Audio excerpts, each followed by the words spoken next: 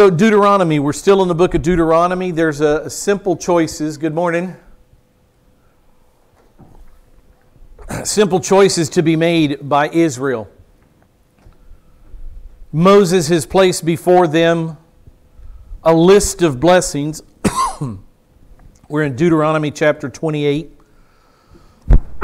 We'll also be in 29 and 30. We'll see how far we can get today. Deuteronomy 28, 29, and 30 are definitely a unit in the Old Testament. A unit of blessings offered to Israel and a unit of cursings offered to Israel. So Israel needs to make a choice. Choose one. Choose to live according to the Mosaic law in obedience to what God told Moses that Israel should do, or choose to live disobediently and be cursed. It's their choice. God puts it before them, and Moses is about to give them a charge at the end of Deuteronomy chapter 30. Very simple. Choose life. You can choose death if you'd like, not eternal death, but death as far as living in time. You can abandon and forfeit the abundant life God wants for you, Israel, or you can choose to live according to the law and get all the blessings. It's up to them. And as we saw last time when we went through the cursings of Deuteronomy chapter 28 and how vivid they are, it's just unbelievable that Israel chose that route. Unbelievable. We saw in Deuteronomy 28, God offered wonderful, countless blessings to Israel if they would listen to His commands and live them out properly. Life was really pretty simple for Israel when you think about it. How many among you, among us, would love to make this statement and for God to make it true? Just tell me what to do, Lord. I mean, tell me exactly what I can do and tell me exactly what I can't do. Give me the exact parameters of life and I'll do them. Wouldn't it be much easier? We live in freedom where we make so many wisdom decisions in a day. Israel had it all lined out for them. But they didn't do what the Lord lined out for them. So the blessings to Israel, the blessings that Yahweh promised, were nothing short of extraordinary. I just want to cover very quickly on this slide some of the blessings. What Israel was promised from God. I mean, these were inviolate promises. If you do this, then I, God, will do this. Inviolate promises. Extraordinary promises. What did God tell them? I'll make you the premier nation on the earth. You'll be the highest. You'll be the head, not the tail. You'll lend to other nations, but never borrow from them because you'll be so prosperous. The highest nation on earth. What nation of people wouldn't want that promise? God promised them that they would be His people. You will be my people, Israel. Of all the nations of the earth, of all the Gentile groups, I've chosen Israel to be my people. Who wouldn't want that? I will be your God, Yahweh, not Baal, not Molech, not Dagon, not all the false god pantheon. Yahweh, He who is the self-existing one, has chosen Israel to personally be their God. Who doesn't want that? Extraordinary blessings to Israel. Everything you touch, as we saw in the beginnings of Deuteronomy chapter 28 and the blessings. For 14 verses, he basically says, everything you touch will prosper and bear fruit. Your wives' wombs will be always fertile. Your fields will be fertile. Your crops will grow, your herds will increase, your flocks will everything will be green.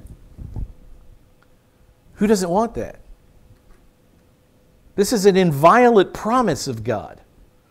There will be no disease among you. Can you imagine that? I mean, just this church, if that promise were true just to this church,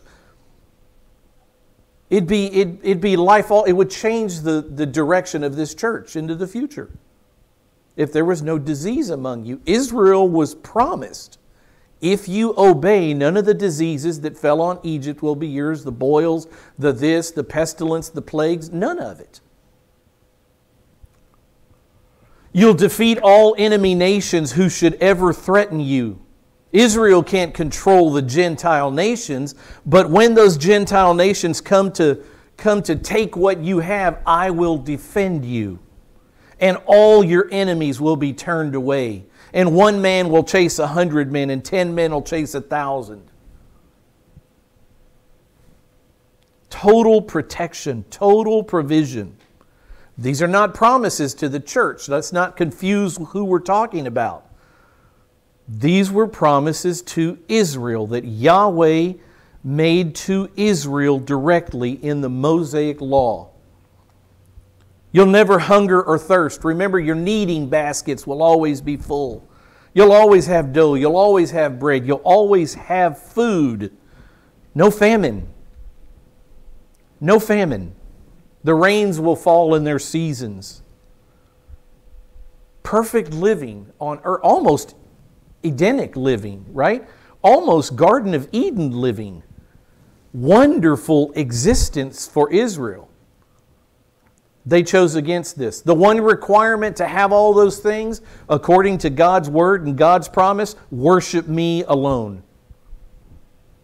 No idols, no false gods. I'm a jealous God, he's told these people. Worship me alone in the precise way, let's not forget this part, in the way I showed you to worship me. The 613 commands called the Mosaic Law, the Law of Moses, the covenant. The contract between God and Israel was the Mosaic Law. That was the covenant. That was the contract. If you keep the 613 commands of the Mosaic Law, I will do these things for you without question.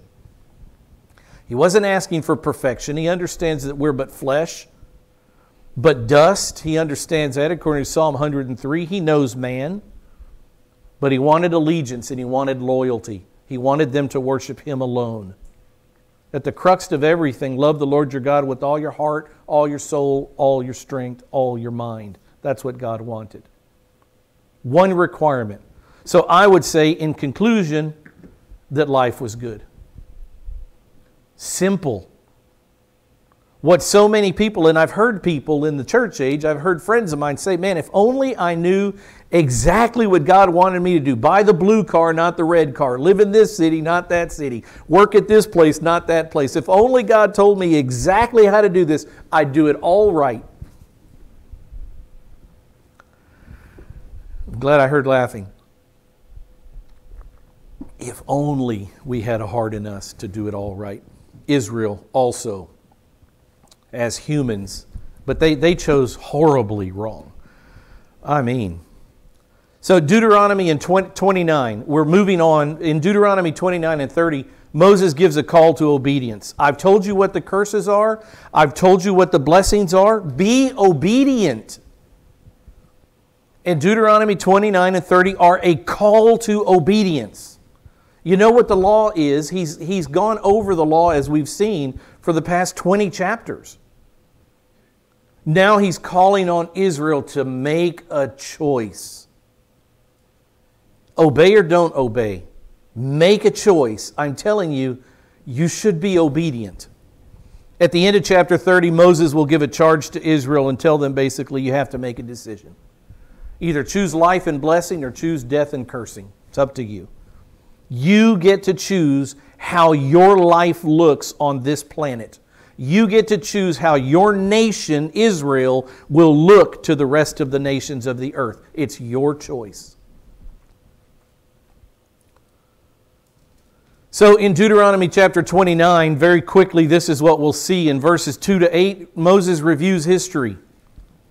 He reviews the history between Yahweh and Israel. What has the relationship between the one true God, Yahweh, been with this nation, Israel, up to date?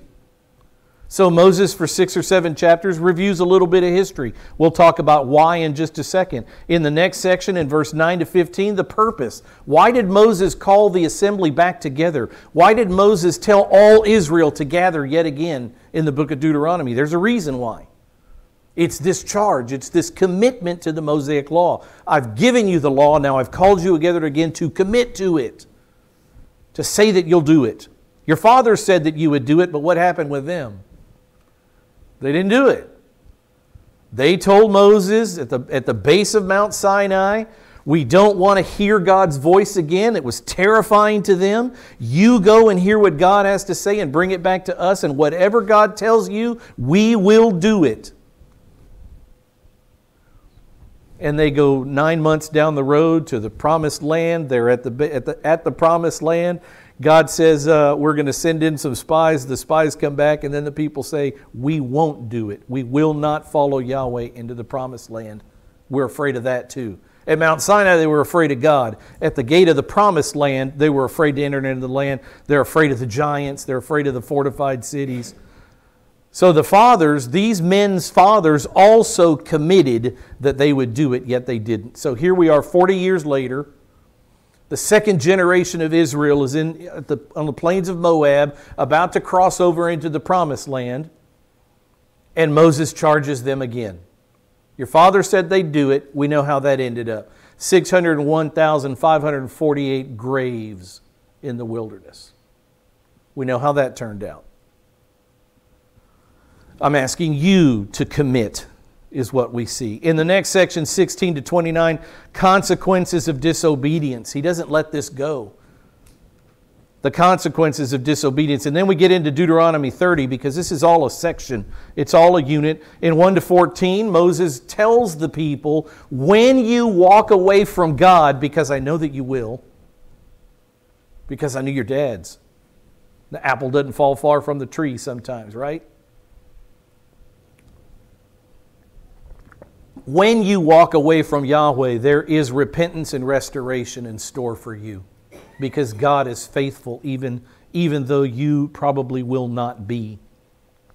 So in 14 verses, he tells them what to do when they're kicked out of the land in order for God to have compassion on them and let them come back into the land.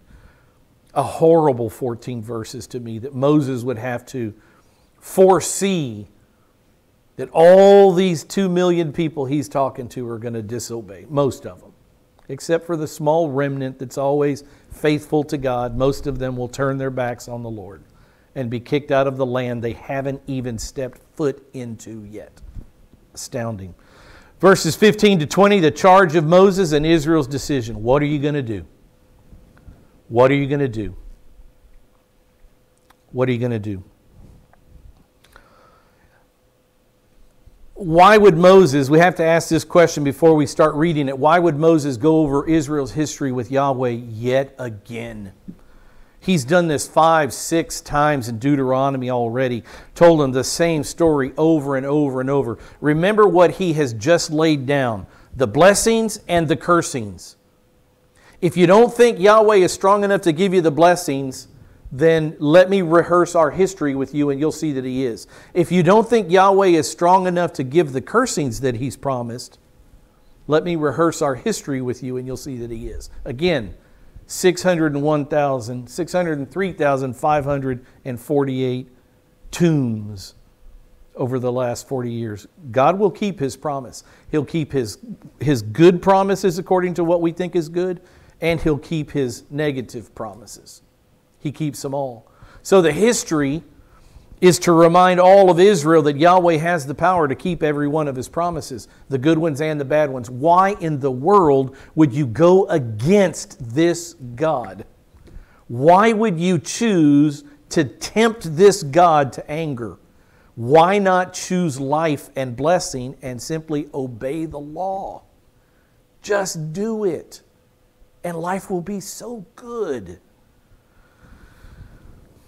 In verse 2, because I think Deuteronomy 29:1 is the last verse of Deuteronomy chapter 28. We talked about that last time. So we start in Deuteronomy 29 verse 2. Moses summoned all Israel. Again, probably the 4th time in the book of Deuteronomy, Moses has called the gathering together to teach them.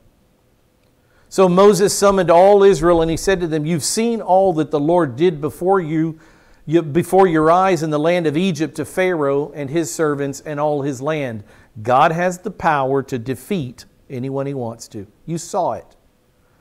The great trials which your eyes have seen, those great signs and wonders, the 10 plagues, the parting of the Red Sea, the killing of the Egyptian army in the sea. You've seen what God's capable of. Yet to this day, look at verse 4, yet to this day the Lord's not given you a heart to know, nor ears to see, nor eyes to see, nor ears to hear. Now, don't go getting off into some predestination Calvinist world here. That's not what he's saying. That God doesn't want them to know what He's doing for them. That's not what this means. What Moses is saying is that for many years Israel has been insensitive to the things Yahweh's done for her. He's done things over and over and over. He freed you from the strongest nation on earth, but you're insensitive to it. You don't get it. You don't understand it. You don't perceive how much God has done for you yet, because you still won't fall on your knees before this God and worship Him alone.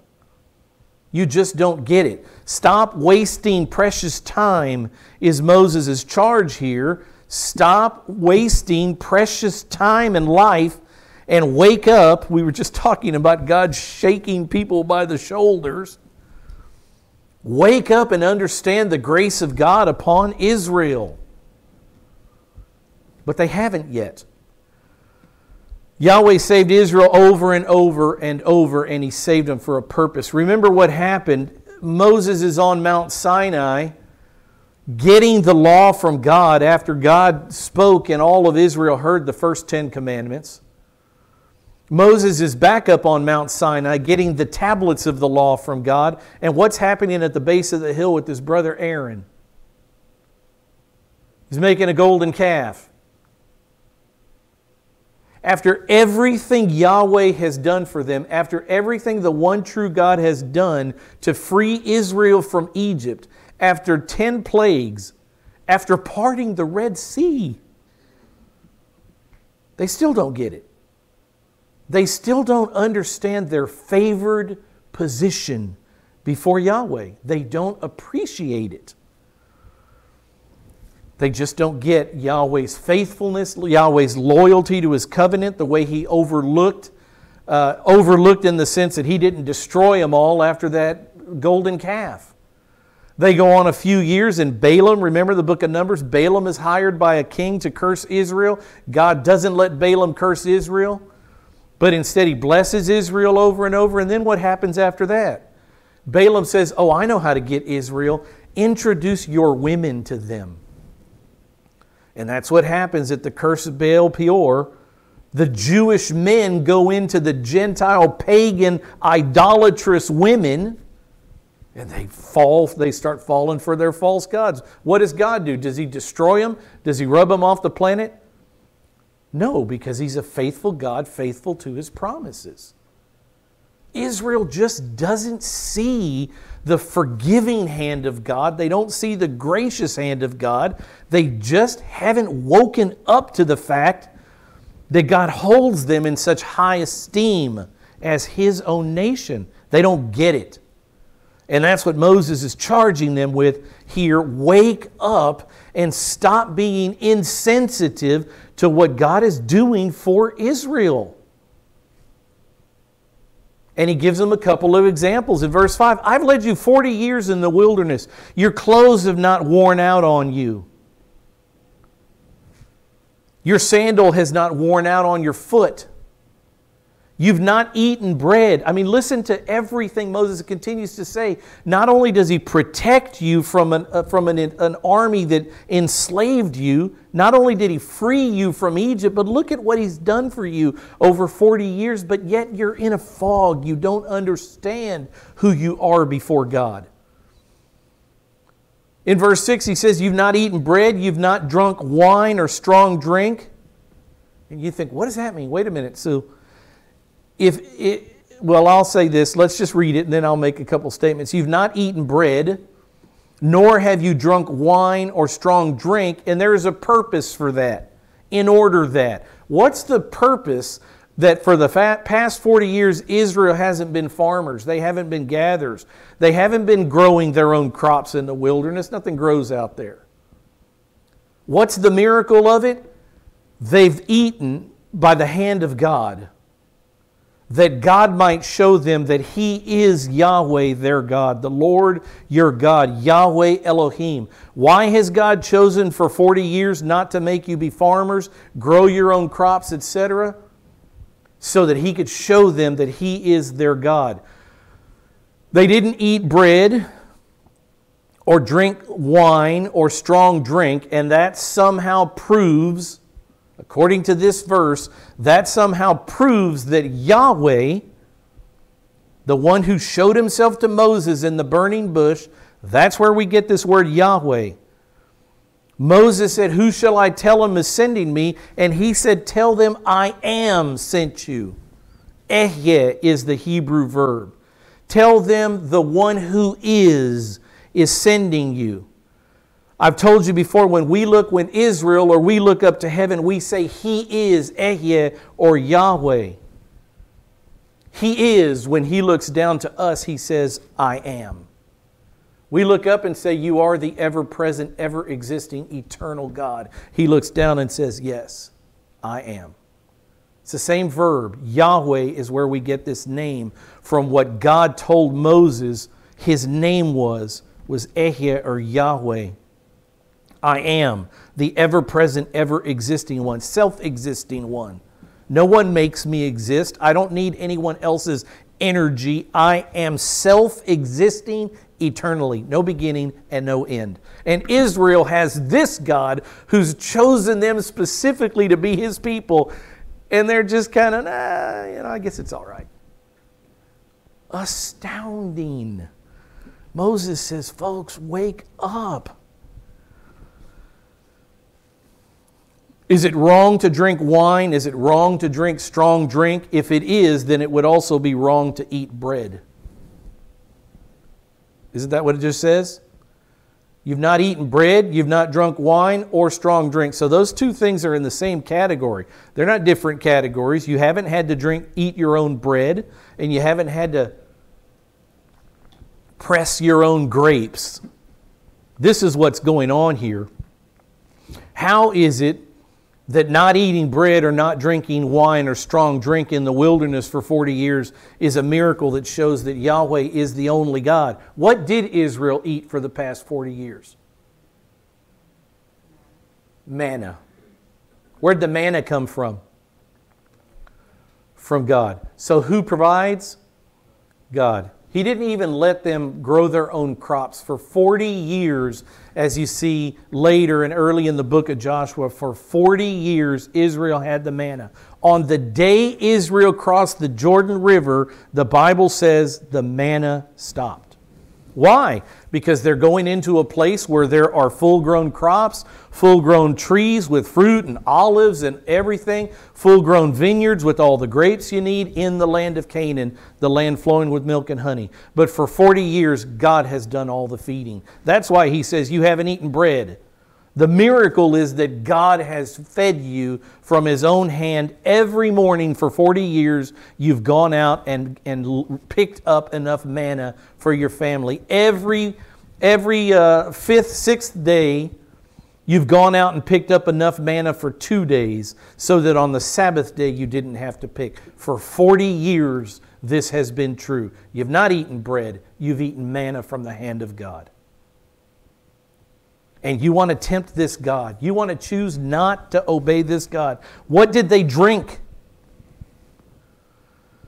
What did they drink? What did Israel drink in the wilderness? How did God give them drink? What was it? We see it at least twice, if not 3 times in the Old Testament. Water from where? From rocks. Water from rocks. What does that mean? I don't know. I wish I was there. You strike a rock, oh, there must have been a spring. I don't know how striking a rock with a piece of wood, a staff, or speaking to a rock the second time is going to make a piece of flint give out water. God does that, not man. So you're not drinking your own drink. You're not drinking the customary drink of Israel.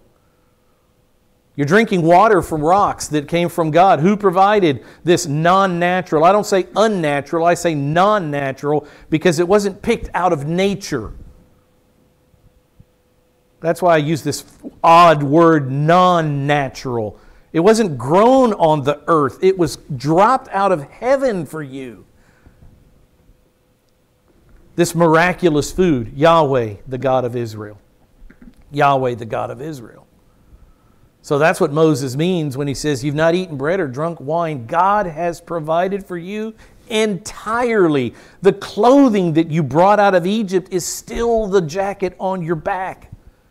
Not a torn thread in it. Not threadbare after 40 years. Your shoes, perfect. I mean, imagine any of this being true. But it was true for this generation.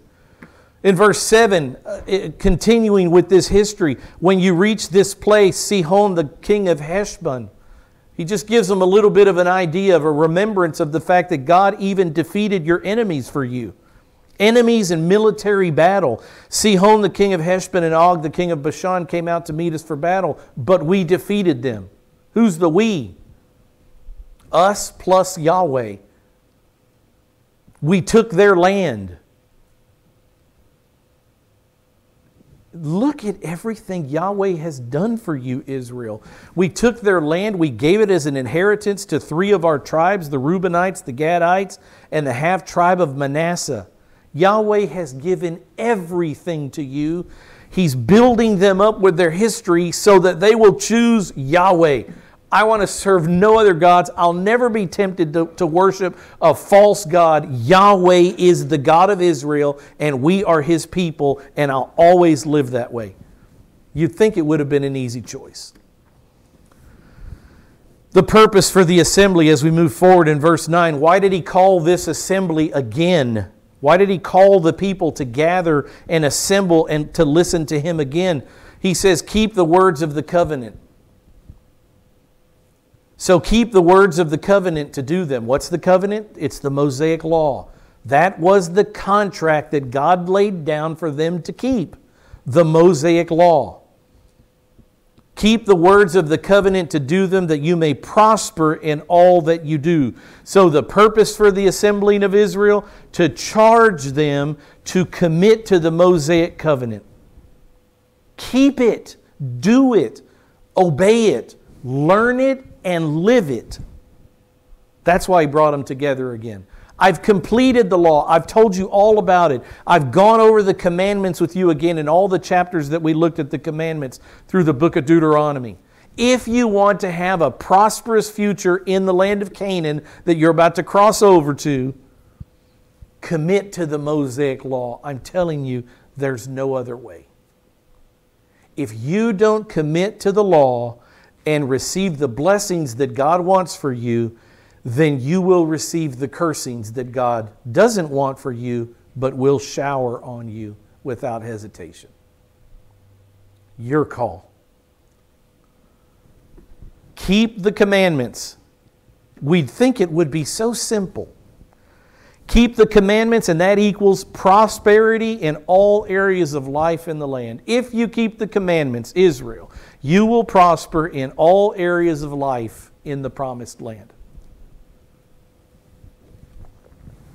I'm telling you, I'm just astounded by it. I would think if we knew on a little list, if we had a list as Christians of 48 things that we could do today, and then on the back it had 112 things that we can't do today, and if you do the front list, all the blessings of the world will be yours, and if you did anything on the back, you forfeit those blessings for the day, you would think, I'm just going to stick right here. You can erase the back page. This is all I want.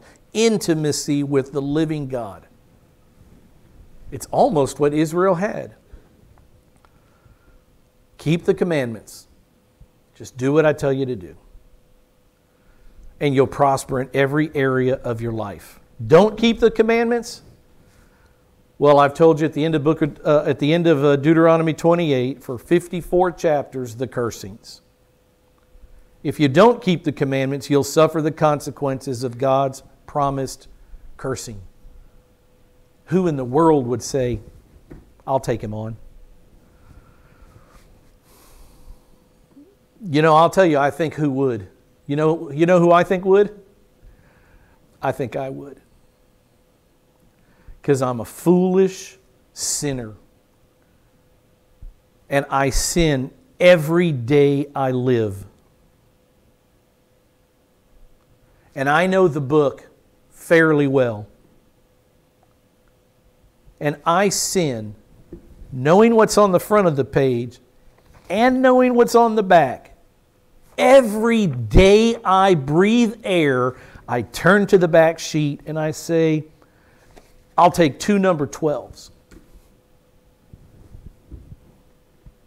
And I bet every one of you do too. We don't have the promises of Israel of all these great blessings, but we have many promises in the New Testament for the church. And we forfeit blessing, we forfeit reward in eternal heaven every time we choose to turn to the back page and say, I'm going to go this route today, again. I exhaust myself. I mean, I'm the most exhausting creature I've ever known, just myself. I get outside of myself and I'm overwhelmed trying to guide Savannah and guide Caleb. I exhaust myself with my sin life. I'm just so tired of living in this flesh, so exhausted by it. Even so, come Lord Jesus, come. I can understand the heart of the Jew here, because we just make foolish decisions where God says, do this and be blessed. And we say, nah, I think I'll do this instead. Keep the words. Keep the words of this covenant. In verse 10, you stand today, all of you, before the Lord your God. All of you, chiefs, your tribes, your elders, your officers, all the men of Israel. In verse 11, your little ones, your wives, even the alien who's within your camp. So the foreigners who may have come out of Egypt with this mixed multitude, as we read about as they came out in the book of Exodus. It wasn't just Jews. There were some Gentiles in the mix that said, we want to follow Yahweh. We want to go out with you. So everybody is before Moses here, from the one who chops your wood to the one who draws your water, even the Gentiles that you've taken as servants to you. So all of you are standing here before me today that you may enter into the covenant with the Lord. Commit to it. Do your part. Tell God that you will do it and mean it and live it. Enter into the covenant with Yahweh your God and into His oath which the Lord your God is making with you today. In verse 13, again, why?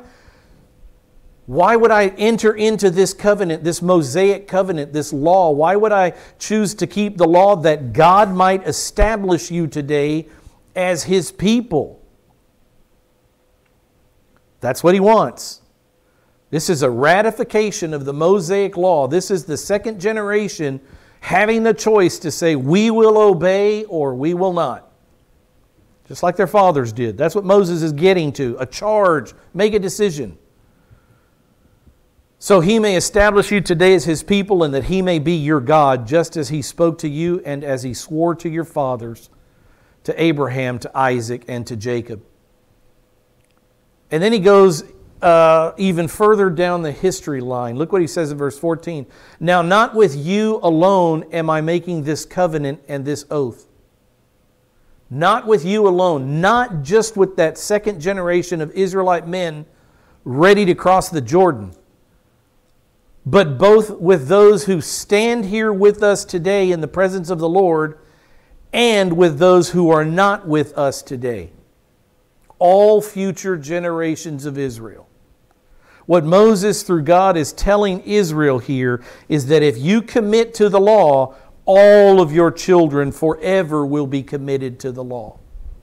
You're not just making an oath for yourself. You're accepting the terms of the covenant, the Mosaic law, and saying in essence that Israel, the Jew, will live according to the Mosaic law and be God's people forevermore.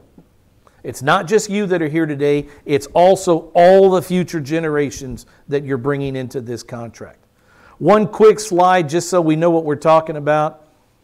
The Mosaic law is the laws Yahweh gave to Moses for Israel to follow. There are 613 of them. We usually know them as the 10 Commandments, but under the 10, there are 603 more. You say, Rick, where are all of those? Every time the Old Testament in the book of Exodus, Leviticus, and Numbers says to do something, that's a law. It's in an imperative mood from God. You must this. If you have a disobedient child, you must take him before the elders of the congregation, and that child is to be stoned to death. You see, that's a commandment. It's not one of the 10, but you can see how it fits under the command, honor your father and your mother. If you don't, there are consequences. There are other commandments underneath the 10, and when you count all the command verbs in the Old Testament, in the law, the Jews have counted 613 of them. This is their count. This isn't a Gentile count. This is a Jewish count of the law. So when we talk about the covenant, the Mosaic law, the law of Moses, all the same thing. The Mosaic law is that body of laws that God gave Moses that Israel was to follow, and also the terms of the covenant. The Mosaic law, the things that Israel was to do, the way they were to have a high priest, the way the high priest could go into the Holy of Holies only one day a year on the Day of Atonement and offer for the sins of Israel, the way that a sinner, an unintentional sinner, was to bring a lamb or a calf or a goat or something to be sacrificed, or if they're poor, two turtle doves. You see, all of those things are part of the law. The way you're not supposed to wear clothing that's mixed with cotton and with linen or whatever. You can't mix fabric. See, that's part of the law. The way you can't eat anything unless it not only has a split hoof, but it also chews the cud. You see, that's part of the law. There's all kinds of laws. There's worship laws. There's civil laws. There's dietary laws. There's clothing laws. There's laws about leprosy.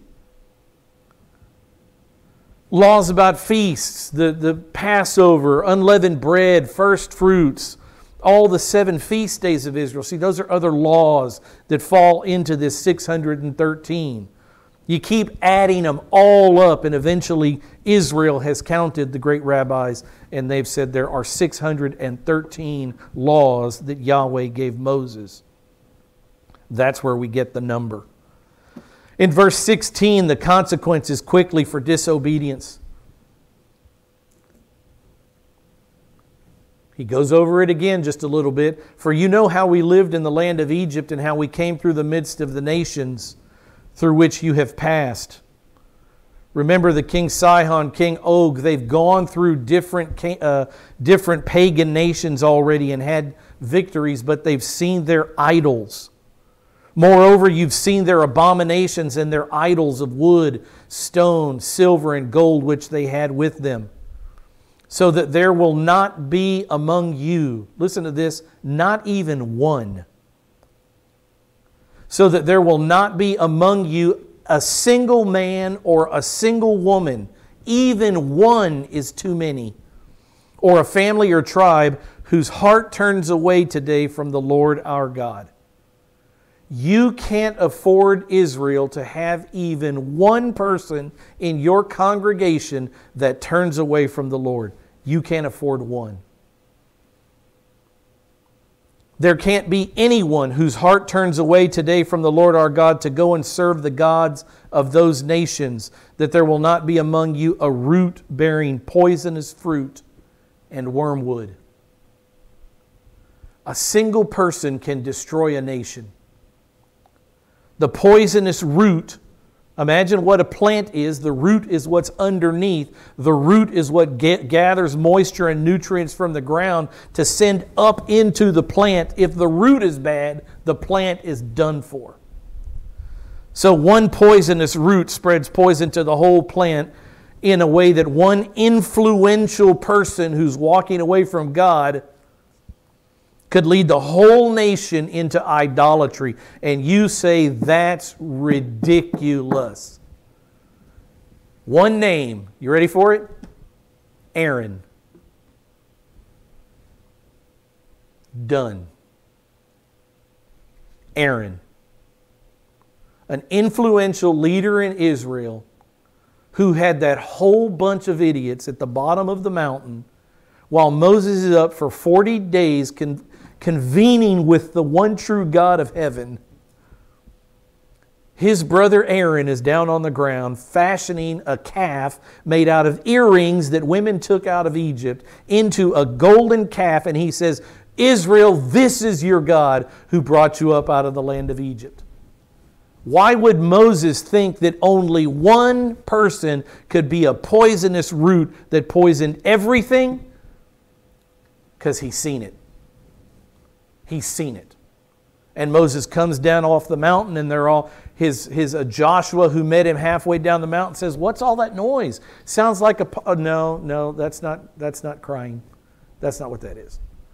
They're rejoicing. They're reveling in the worship of this false god they've made. That's what that is. That's idolatry. That's Egyptian and Heshbon and Bashan. That's idolatry that they've seen.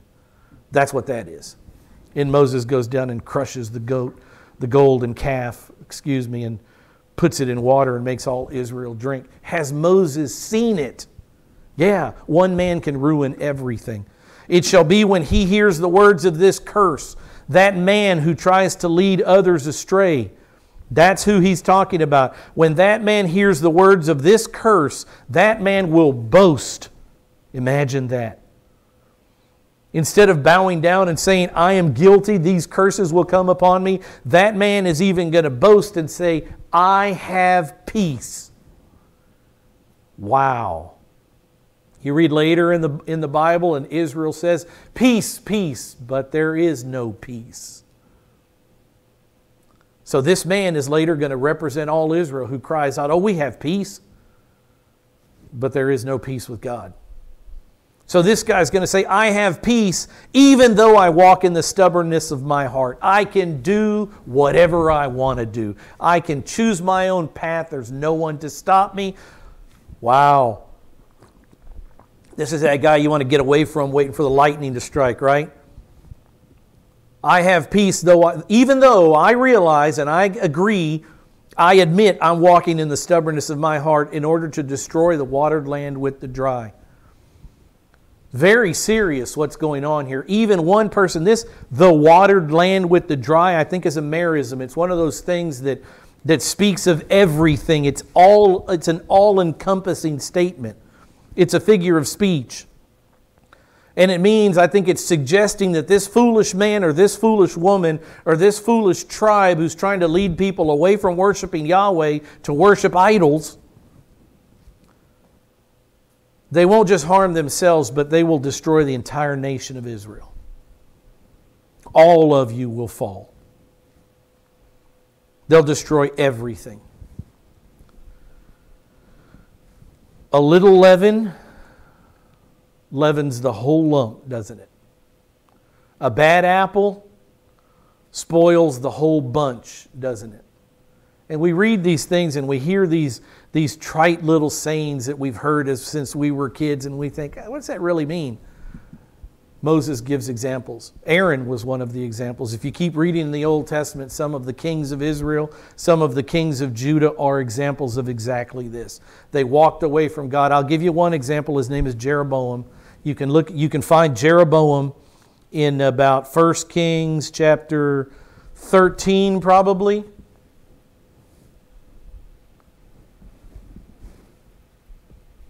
Saul, David, Solomon.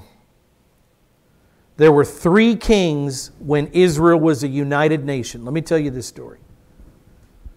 Saul, David, and Solomon. That was it. 3 kings when Israel was a nation, a united nation in the land of Canaan. Solomon's son's name was Rehoboam. There was another guy named Jeroboam. And when Solomon was no longer king, dead, and his son Rehoboam took over, they asked Rehoboam, there was a relationship issue because God told Solomon, because of what you've done in going to other gods, I'm going to strip the nation from you and split it. But I'm not going to do it in your lifetime, Solomon, because of your father David. Not because of you, but because of your father David, I won't split the land in your lifetime. But it's because of you that I'm dividing the nation in two. And Israel, 10 tribes will go north, and Judah and Benjamin will stay south. Israel will split.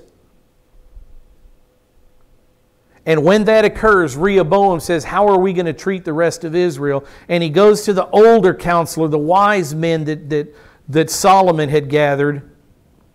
And they say, treat them fairly and justly.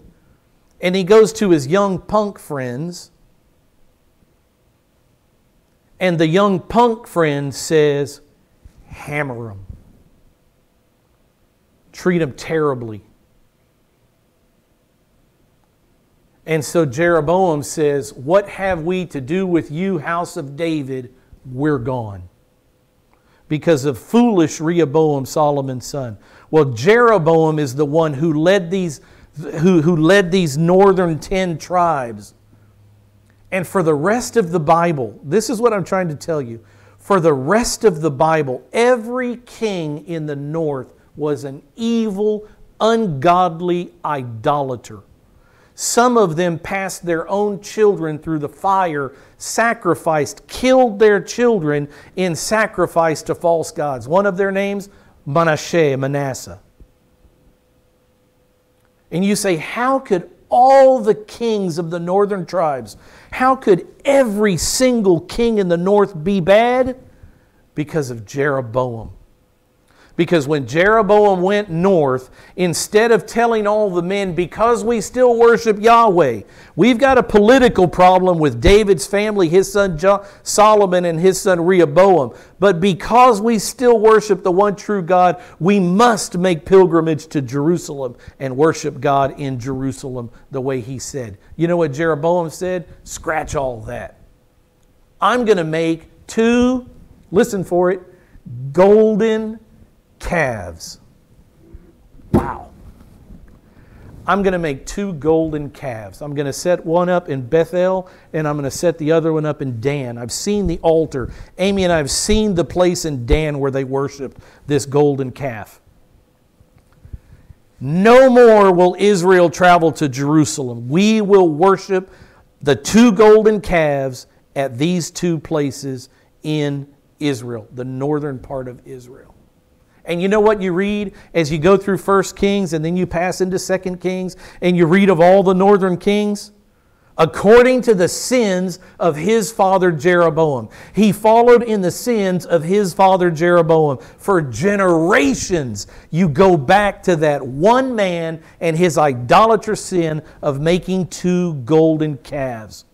According to the sins of his father Jeroboam, over and over and over. And you think eventually Jeroboam's off the hook and we'll start blaming somebody like Manasseh or Ahab. It never happens. It always goes back according to the sins of his father Jeroboam. Can one man be the bitter root that destroys a nation? You better believe it. A little leaven leavens the whole lump. O Israel, O Israel. What does Jesus say? Jerusalem, O Jerusalem, who kills the prophets and stones those sent to her. How I wanted to gather you like a hen gathers her chicks under her wings, but you were unwilling. Unbelievable. O Jerusalem, who kills the prophets as you're about to kill me and stones those sent to her, how I desired to gather you together in safety, like a hen gathers her chicks under her wings. But you, O Jerusalem, were unwilling. You wouldn't have me. God came to earth. And Jerusalem said no. Is it no wonder that when God was in the heavens, Jerusalem said no? When he walked the earth, Jerusalem said no. An expose of the heart of man. Not the heart of Israel. Let's not point fingers. I'm not a Jew hater. Are you kidding? I'm the opposite. I love Israel and God's people. I've got a great grandfather named Lieberman. That's a Jewish name. This church stands for Israel. the peace of Israel, the national protection of Israel. We understand that Israel has a great future, but we also understand right now Israel is in the depths of depravity, in the depths of idolatry, and are scattered to the four corners of the earth right now. O Jerusalem, O Jerusalem. In verse 22 it says, the generation to come, your sons, they'll rise up after you, and the foreigner who comes from a distant land. And when they see the plagues of the land and the diseases with which the Lord has afflicted it, they will say this. So these are Jews. Your sons, the generations that follow you, when they see the wrong things, the cursings on the land, they'll know what they were for. They'll say all its land is brimstone and salt, a burning waste, unsown and unproductive. No grass grows in it. It's like the overthrow of Sodom and Gomorrah, Admah and Zeboim, which were cities near Sodom and Gomorrah, which the Lord overthrew in His anger and in His wrath. So you see, the Jews will see the destruction of Israel, and they will understand that Yahweh did this because they didn't obey the covenant. They didn't keep the Mosaic law. But look what it says after that. The Gentile nations would see the destruction, and they would have to ask. See, the Jews that come won't have to ask. They get it. They have the Torah. They know the cursings and the blessings. But the nations will say, these are Goyim, the Gentile nations. The nations will say, why has Yahweh done this to this land? Why this great outburst of anger? And then men will say, what's the reason? Because they forsook the covenant of the Lord. What's the covenant? Obey the Mosaic law, and you will be my people, and I will be your God. I'll make you the highest nation. All your things will prosper. You'll be abundant in every way. You'll be safe from enemies. All of it. When destruction comes on the land, obviously that's not safety from enemies. What happened? They forsook or abandoned the covenant of Yahweh, the God of their fathers. That's it.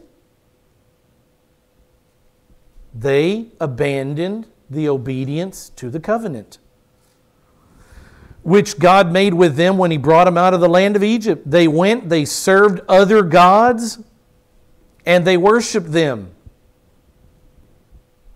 Gods whom they have not known and whom He had not allotted to them. God said, worship me only. I'm a jealous God. He didn't, the He there is capitalized. We're talking about Yahweh. He didn't say you can worship me and something else.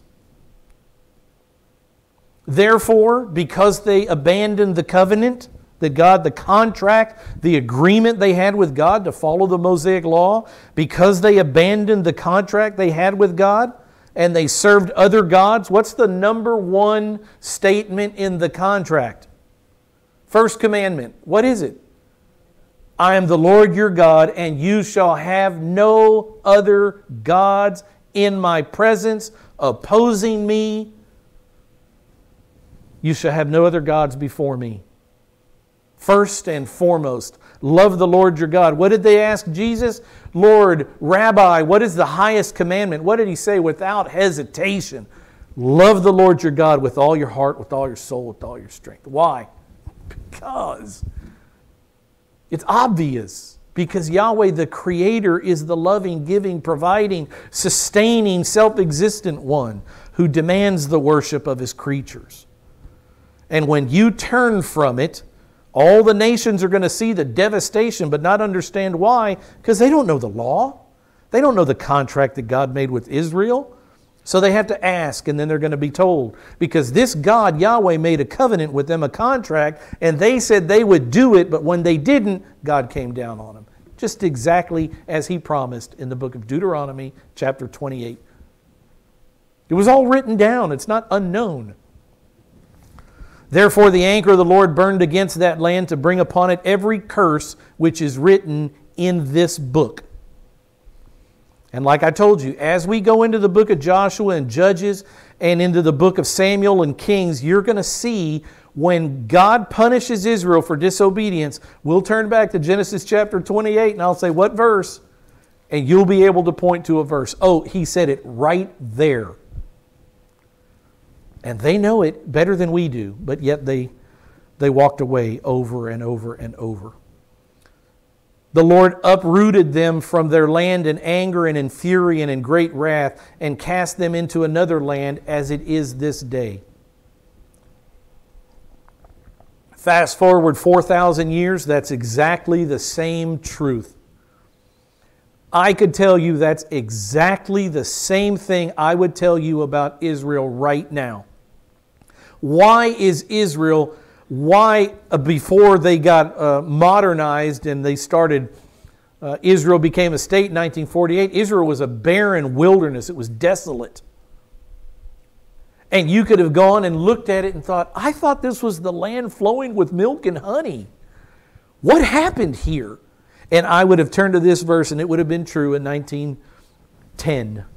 In 1850, when Mark Twain saw it and said, this is an uninhabitable place. Why would anybody choose to live here? It's absolutely desolate. And I would have said, it's because this people forsook the covenant of the Lord, the God of their fathers, that covenant that had blood sacrifice in it throughout.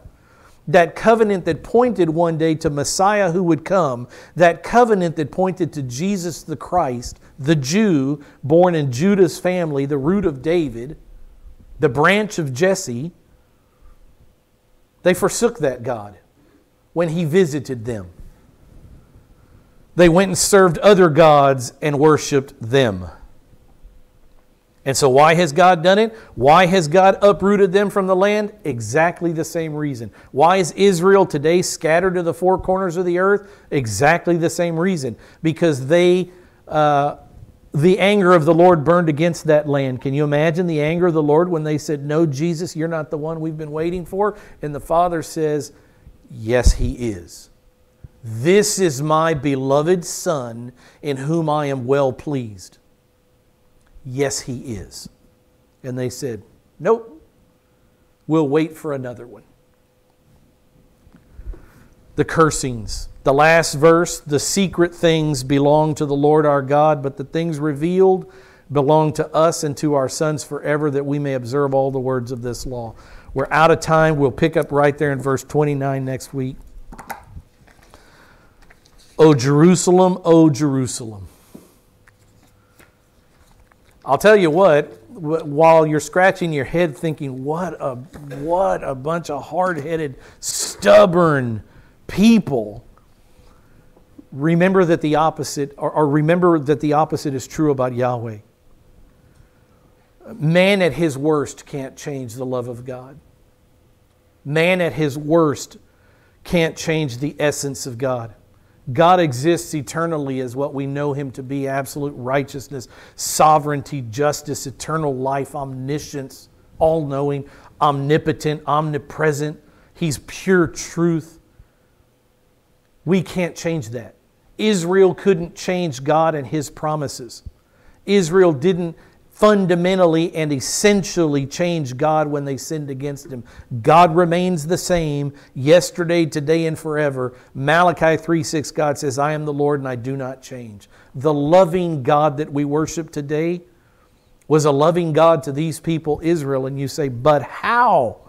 And sometimes when I walk in this world, I say, but how could you love me, a sinner, unclean? God is perfect, loving and unchanging, faithful to His promise, faithful to His creation. What an astounding God we serve. Let's close in prayer.